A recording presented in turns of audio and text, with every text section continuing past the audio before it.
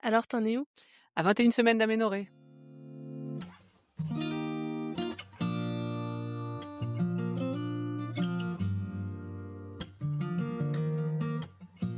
Cette semaine, t'en es donc à la moitié de ta grossesse à peu près, vu qu'il y a la deuxième écho qui va arriver la semaine prochaine. Oui.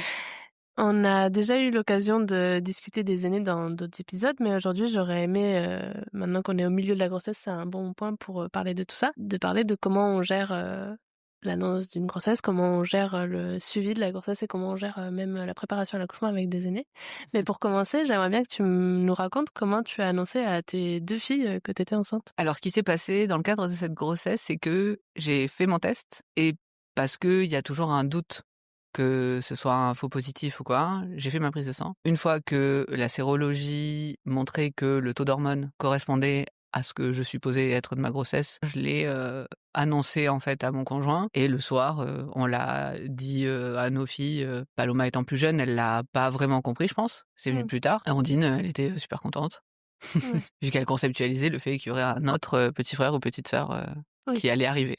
c'était sa deuxième sœur, ouais. Et tu l'as annoncé avec un support ou tu l'as annoncé comme ça Je l'ai annoncé comme ça, je me suis assise avec elle et je lui ai dit: «Bah voilà, dans le ventre de maman, il y a un nouveau petit bébé qui est en train de se faire, c'est le tout début». Alors il s'avère que mon terme étant en décembre, il y a un repère, même si elle est trop jeune pour vraiment comprendre la temporalité réelle des choses. Mm. Et donc je lui ai dit: «Voilà, il va y avoir l'été, il va y avoir Halloween et ça sera un tout petit peu avant Noël». Donc c'est dans Ouais. longtemps parce qu'il faut le temps de elle était super contente, tu vois, d'imaginer ça. Je lui ai dit que c'était grand comme un petit pois, que c'est pour ça qu'elle pouvait pas le voir pour l'instant. T'as décidé donc de l'annoncer d'emblée à tes enfants, qui avaient presque 4 ans et presque 2 ans, avec le risque du coup que cette grossesse s'arrête ou que d'autres choses oui, puissent se passer. Pourquoi t'as fait ce choix toi particulièrement? J'ai fait ce choix parce que je me voyais pas attendre 3 mois avec mes enfants, Mm. de leur dire dans notre dynamique familiale, on se dit ce qu'on traverse. Mm. Émotionnellement et tout, et je me voyais pas cacher ça à mes filles parce que je savais pas ce à quoi j'allais faire face. Que ce soit parce que est-ce que tu vas avoir des nausées? Est-ce que tu vas avoir de la fatigue?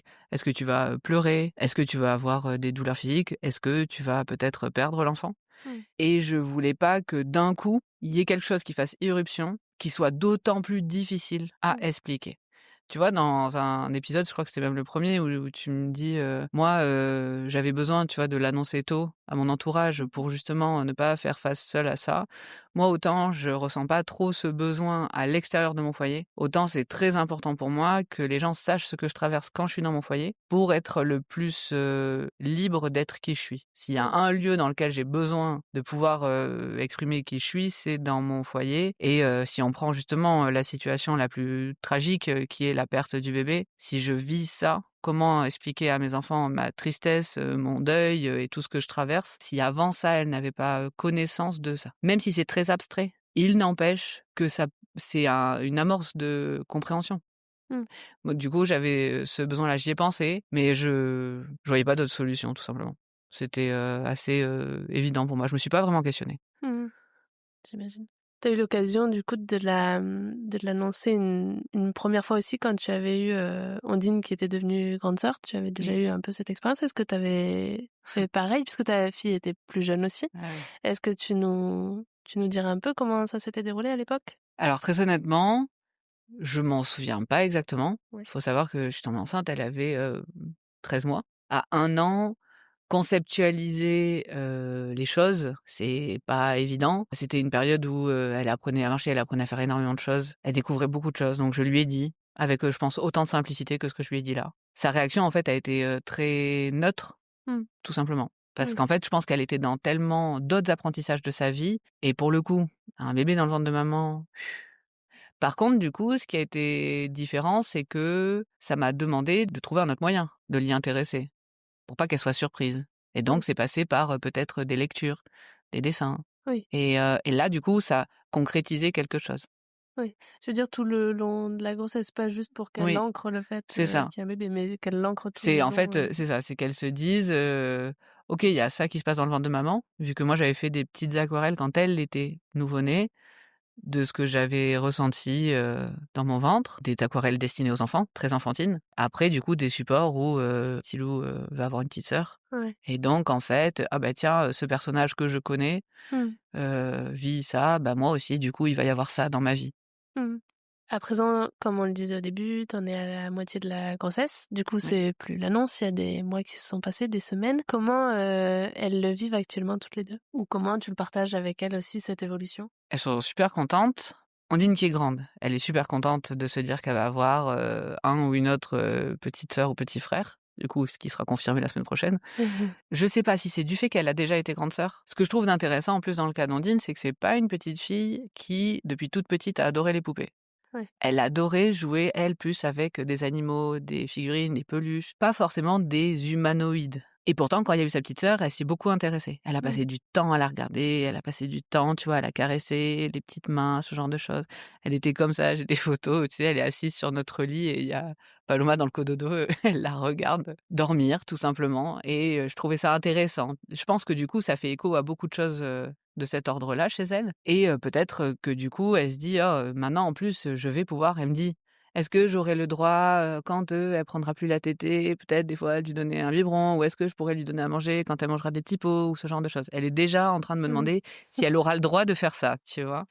Je pense que c'est parce qu'elle a vu que des fois on l'avait laissée, alors maladroitement et avec notre aide vu qu'elle était beaucoup plus jeune, tu vois? Avec, sa petite sœur déjà le faire. Donc elle se dit: «Trop bien maintenant que je suis plus grande, je vais pouvoir le faire encore plus». Donc ça c'est chouette et je sais pas du coup si c'est induit par Ondine ou si c'est parce que quand même elle a 6 mois de plus que ce que Ondine avait à l'époque. Elle y porte un certain intérêt. Mais Paloma pour le coup est une petite fille qui aime jouer avec les poupées depuis plus jeune. Ouais. Donc peut-être aussi que la relation joue à ça. Le truc, je pense que c'est l'enthousiasme d'Ondine Oui. est communicatif. Ouais. Donc Ondine qui me parle enfin qui parle à mon ventre du coup en disant, «Ah, le bébé va bientôt venir» et cetera, qui le matin, c'est important pour elle si je l'amène à l'école ou à la nounou quand elle me dit au revoir, elle veut faire un bisou au bébé et elle lui dit: «Je reviens ce soir, à ce soir».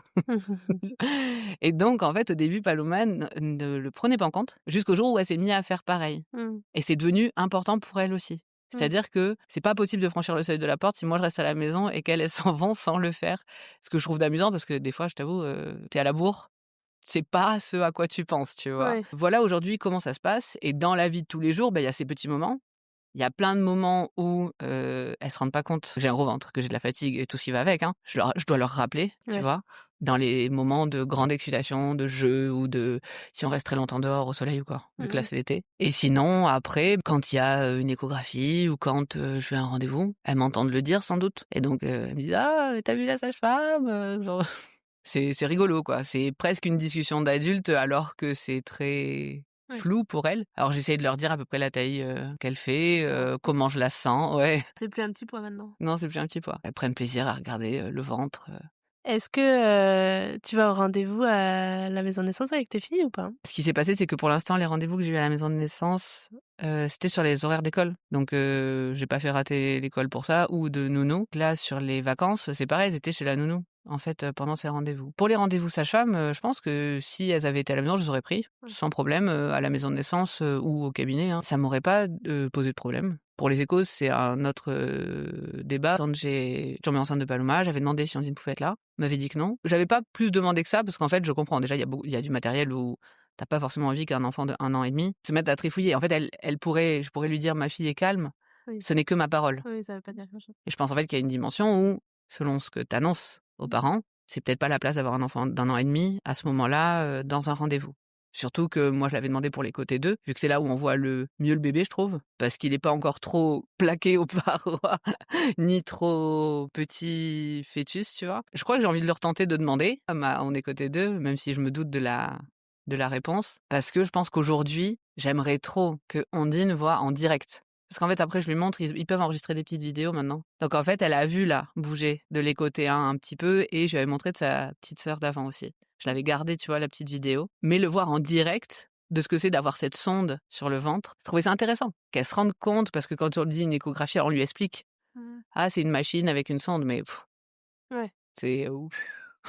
Tu vois? C'est lunaire, quand tu as 4 ans, Je demandais notamment parce que c'est une possibilité, en tout cas en maison de naissance, dans la plupart, Oui. j'imagine, des maisons de naissance, de venir avec ses aînés. Il y a des espaces des fois de jeu pour les enfants, les salles de consultation où les cabinets ont une tendance à être quand même adaptés, quoi. Toi, t'as Oui, pas eu cette occasion compte tenu oui, des c'est horaires, ça. mais c'est une possibilité. Je pense que c'est tout à fait bienvenu et comme tu dis, je pense dans à peu près toutes les maisons de naissance. Après, il y a, surtout comment le sent la maman en termes d'agitation des enfants ou de si elle a des stress dont elle veut parler. Oui, c'est ce que j'allais Voilà, dire, ouais. ça dépend aussi, est-ce que c'est une consultation où tu y vas et c'est OK, tu es dans un déroulé de grossesse, normal. Si tu as besoin par contre d'échanger des choses ou des Ouais, de peurs ou des décharger. sujets, voilà. Là, je pense que c'est intéressant de pouvoir faire garder son enfant. Pas qu'il soit pas bienvenu, Oui. mais plus pour soi, en fait. Et surtout que, une fois de plus, dans les consultations de type maison de naissance, on prend ce temps justement à la décharge émotionnelle et au Mmh. partage, des ressentis de chacun des parents. Mmh. Et donc c'est important aussi d'avoir, cette liberté, ouais, de pouvoir, s'exprimer Ouais. sans avoir, peur de ce que ça va faire à notre enfant aussi ou sans s'être retenu en tout cas. Bon, du coup, ça fait un petit moment, qu'on discute.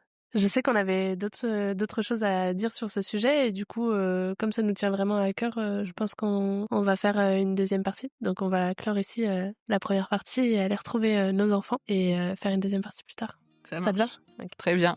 Allez, ciao. Ciao.